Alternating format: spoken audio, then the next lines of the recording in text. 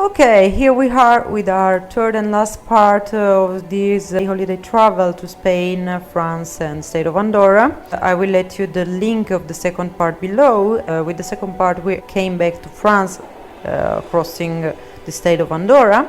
So the 8th of August we try to reach the Gorge of Nan. We go on to Albi and then to Rodez, but on our way we see the indication for Millau Viaduct and we decide to go and visit it. It's a tall highway bridge that crosses the Tarn Valley. It's 2,460 meters long and 343 meters high, and it is the highest vehicular bridge in Europe as well as one of the highest in the world. We pay €6.50 to cross it, not so cheap actually. And after that we continue on the hills across this viaduct, admiring it from afar.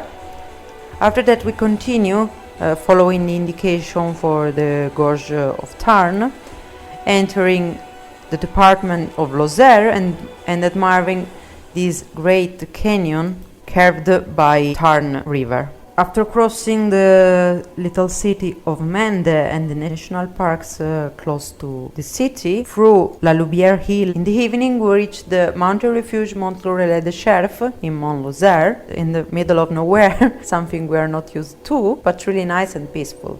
Today we had 370 kilometers. The day after we leave early. This time the direction is really the Gorge of Nan, so we cross the Écrinet Hill to the lake of Villefort, where we have a stop in the beautiful and little city of Rosières. For lunch we reached Valence. We didn't like Valence, it was really chaotic, and in the afternoon we reach the two little cities of Romans-sur-Isère and Cognin-les-Gorges, where the road for the Gorge of Nan starts. So this is a canyon carved by Nan River, connecting the little city of Cognin-les-Gorges to Vercors massifs. The road was built in 1894 on an old mule track, in part still visible. The view was great, but it was really short.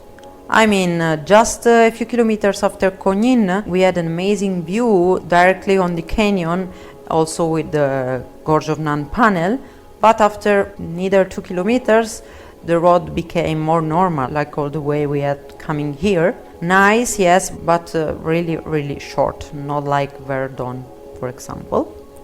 Anyway, we go on to Maleval and Vercors, and after that we go back on our way to continue our travel. In the evening we reach the city of Fontanil-Cornillon, so close to Grenoble, and we have the overnight at Hotel Le Néron, an hotel with a swimming pool where we decide to relax, and then we walk in the streets close to the hotel, where we also have dinner in one of the several restaurants. So also today 235 kilometers. So we are now at the last day of this travel, 10th of August. We leave to home. We see the indication for Lautare Hill. We reached the top in the past, but from the other side, so we decided to change our road close to Visil, and we reach the top of Lautare.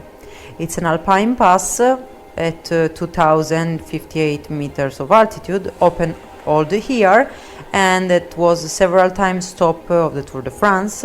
That's why on the top you can see a lot of bikes and stones. After a stop we can decide what to do, so to go on directly from Briançon and then to Turin, or if you want to make a longer way, going to the top of Galibier Hill. Of course we choose for the second one, and so we reach Galibier Hill at 2,642 meters of altitude. We've already been there, but it's nice every time, of course, a great landscape.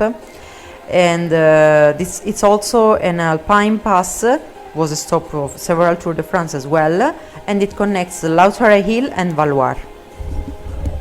Reaching the end of the hill, it's lunchtime, so we stop to have lunch, and after that we decide also to visit the typical straw and hay sculptures of Valoir. They are particular. We go on crossing Telegraph Hill at 1,566 meters altitude, and from Modan we reach Montcenis Hill at 2,083 meters of altitude with this great lake and this dike, and In the end, we reach again Susa Valley in Italy, going back to Turin. So with 170 kilometers also today, we finished our travel. Really interesting, from ocean and sea to mountain, with wonderful views and places. And thank you to following us till the end of this travel.